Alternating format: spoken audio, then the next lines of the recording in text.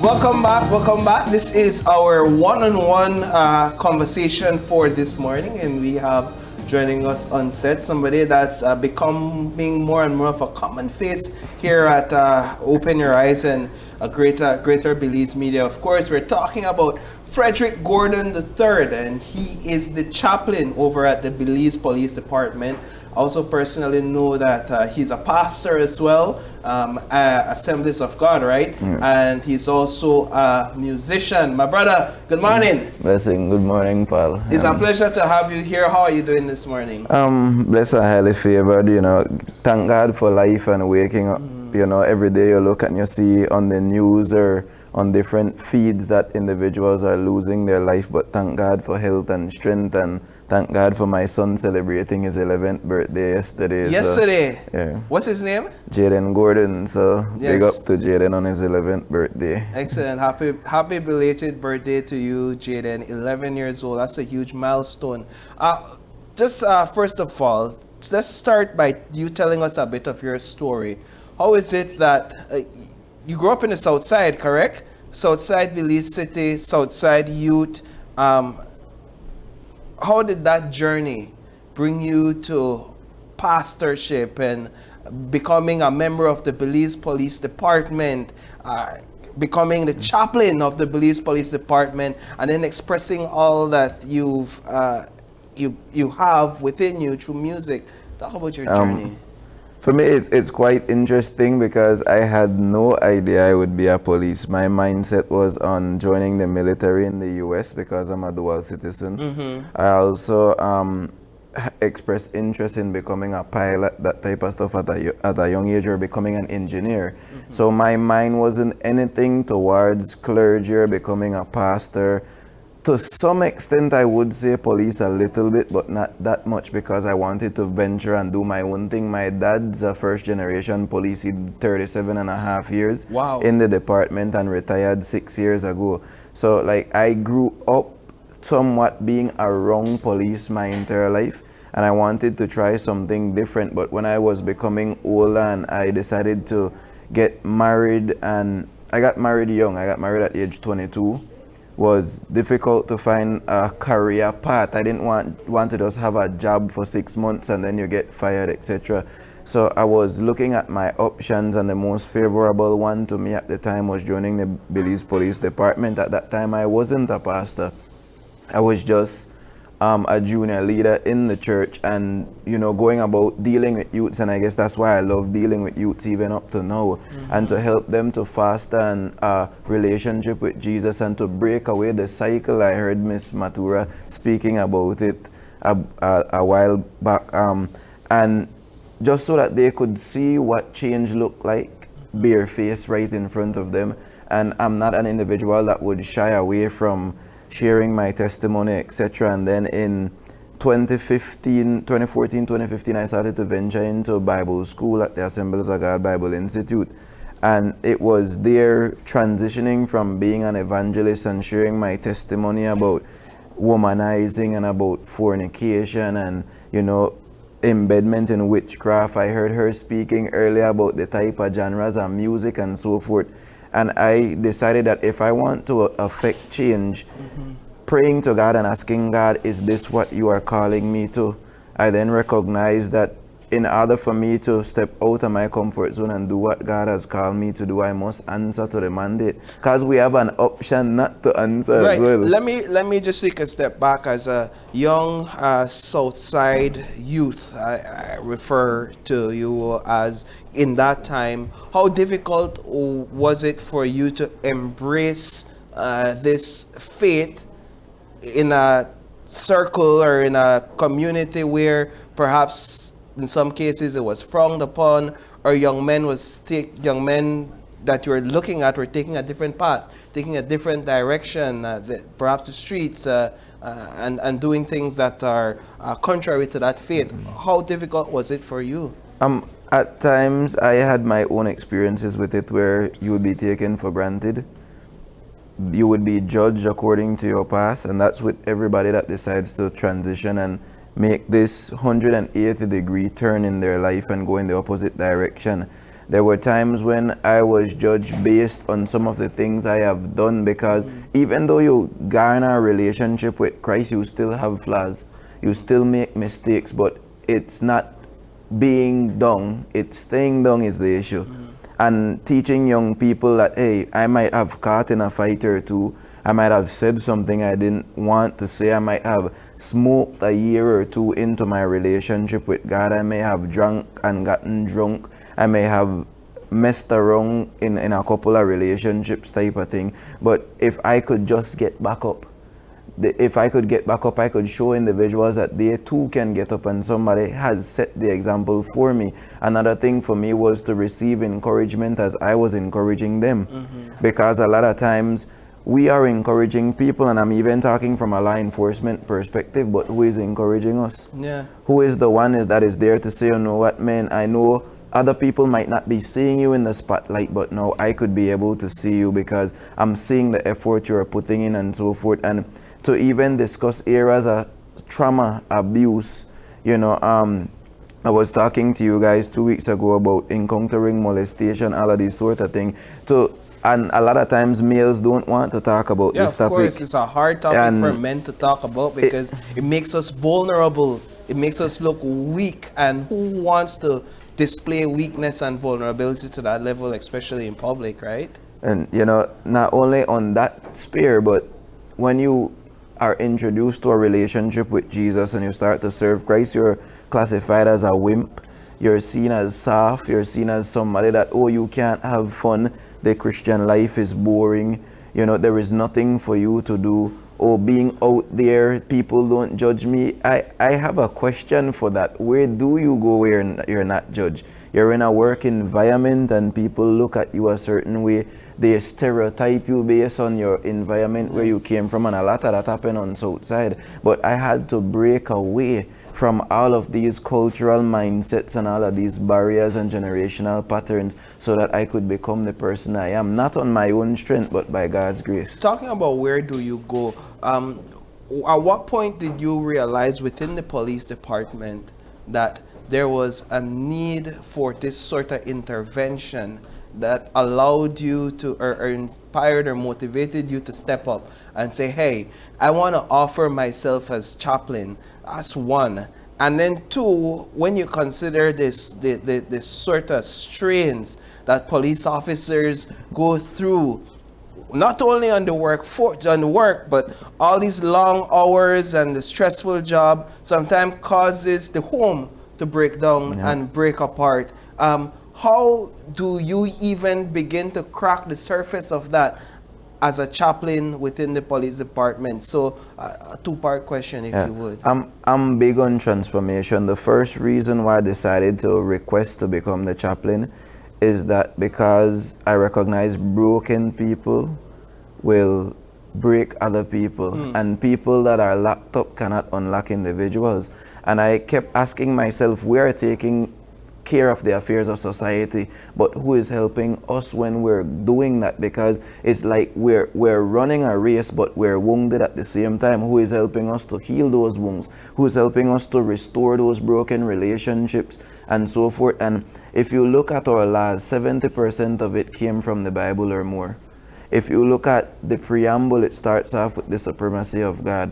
If you look at our national prayer, it's embedded upon biblical principles that it says, give us wisdom, and then it talks about knowledge which a word itself cannot give. That has to come from God. And then if you look at the moral aspect of it, to champion the cause of seeing people being treated equally and restorative justice, there is a lot of stuff that encompasses it. And the main function of a chaplain is to focus on the moral aspect of how it affects the individual, and that leads to helping with family restoration, that there is no breakdown, that the individual treats people the way they want to be treated, that when they wear the uniform, they don't wear it at a point of sorrow, but they wear it because they see it as a standpoint that I am helping people. I am literally being a public servant. I am actually helping society to be better and to help the justice system, the laws, and issues that affect my surroundings in society to be more leveled. And having in the nothing brings more joy to me than seeing people being not only restored and reformed, but being transformed. And I'm heavy on transformation. You see, because reform, and I know the new commissioner emphasized a lot about reform, but I was in a session last week where he was talking about areas where we need to focus on transform. Means to focus on the inside looking out, not just shifting around things in place. And these two trajectories put together is what would help to bring restoration not only to officers' family, but to the officers themselves, that they may be able to be better citizens and not bitter citizens. Give me a better insight into what your work looks like. Like, what's the structure of where a chaplain is concerned? Is it that you have a space, an office, I don't know, a little church setting in there where you're kneeling down 24/7, and then the officers walk in, chaplain, I need your advice. How does it, what's the structure in there like? I do have an office. Right now a one-man team. I'm looking at expansion because it's over 3,000 police officers, and I'm responsible for the spiritual affairs of the rank and file of the department. I do have a knock on door policy, which is an open door policy, where as long as I'm in office or I'm one call away from individuals telling me, you know what, I need advice. And I don't only deal with the officers. If they have family issues, marital issues, if they have issues with wayward children, they can bring everybody together, and I can go meet them at their house or a park and sit and speak with them. And I have seen where relationships has been reshaped and started to be reformed just because of giving advice, because a lot of what we do, it's not necessarily, you would say, just religion, but I want to encourage people into a relationship with God so that they could face their identity and have a hope and know that at the end of the day they're not doing things in vain and so forth. So it is very wide and vast, because public relations also to some extent reestablishing public confidence is what I am mandated to assist with, along with mediation and so forth. Now, Mr. Gordon, we also know that, as I mentioned earlier in this segment, this conversation, that you are a musician and that you do music as well. And so we also know that you have several songs released. In fact, I've heard most, if not all of them. My wife is a huge fan of your music, and the congregation she attends, we attend, is actually a huge fan of your music. The youth's there as well. So what we're going to do right now is we're going to play one of those songs just for our viewing audience, for you to get a little blessing, a little treat this morning. So you go by the name of Faithful Warrior Music. Faithful Warrior Music, right? And so we're gonna play one of those songs. Can we cue that up? Faithful Warrior Music. We're gonna cue that up now. This one is entitled let me see here, Serious. Jehovah, what we do? Oh, this is a new release. All right. Well, things I guess serious. No, yeah, new release. Faithful You see him when we do the right Music. thing. Second coming, I wait for the rapture. All righteous souls I get captured. Many say it's not possible, cause they don't understand supernatural. It no matter how deep your past, word I am up in case I get lost. Feel like inside something missing. See if him, find him, invite him within. Cause from long time, Christ what we get we attention. Him really want we change direction. Him want we live the righteous life. From long time, it's not easy but him don't pay the price. Him want we get serious. From long time, we got to be serious. From long Things time, are getting serious. We have to be serious. Now if I got to clean up we heart, straight bind up then wicked thought. Rend the heart just like that clot. Resurrected to keep it on righteous path, bound to lead. So we set the trend, keeping it real, no time for pretend. Move a bad mind, move my fake friend. Type of stand out, got no time for blend. Yo, from long time, Christ want to get we attention. He really want we change direction. He want we live the righteous life, yo. It's not easy, but him don't pay the price now. While we get serious, we got to be serious. Things are getting serious, so we got to be serious now. I gave my life to Jesus Christ, yes. On the cross, he paid the price. Through the valley so deep, we may wander and roam. Fear not, he whispers, for I am your home. In every storm face, his strength we can claim. Like a sheltering refuge, he calls us by name. So seek him in prayers in the quiet, so still. Ask and you'll find, it's a promise we fill. From long time, Christ won't forget we attention. He really want we change direction. He want we live the righteous life now. It's not easy, but he don't pay the price now. Him want we get serious. We got to be serious. Things are getting serious. So we got to be serious. Right now, is it for you your intent to escalate your musical offerings and bring out more and make yourself more visible out there? Most definitely, every artist's dream or passion is to not only go viral but to become renowned, to be able to be known all across the world. But while I am being known, Christ is being known because my message is proclaiming truth. It's leading people back to a relationship with God through the music. Despite all the negativity you hear in songs, in lyrics, in performances, and you see it on social media platforms, that I am bringing not only positivity but righteousness to that avenue, or to that marketed industry. Excellent. Well, my brother, your work and your life is an inspiration to us, and it continues to be an inspiration. When we met you a couple weeks ago and Sabrina did a Bright Side feature with you, I think it became important for our production team here to have you on set to have this sort of conversation. And so we want to thank you so much for joining us, Pastor Frederick Gordon III, chaplain, musician that goes by Faithful Warrior Music. We really appreciate your time here, and it's appropriate to say God bless. Amen. God bless. God bless you guys too, and walk in the fear and favor of God throughout your lives, man. If you take up Jesus Christ, you will not regret it. And I have been doing it for the past 15 years, 13 years consecutively, and I have never been disappointed with what God is able to do, and that's my encouragement to the nation of Belize and to people around the world. All right, cool. So what we're going to do now is I want to involve you in this tad bit.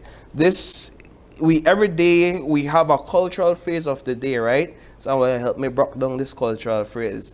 Do it with a crow face. So the cultural phrase, the cow no business in a has gallop. Right? I don't know if you ever heard that one there. The English the English is a cow does not belong in a horse's gallop. What do you think that means? Stay in your own lane.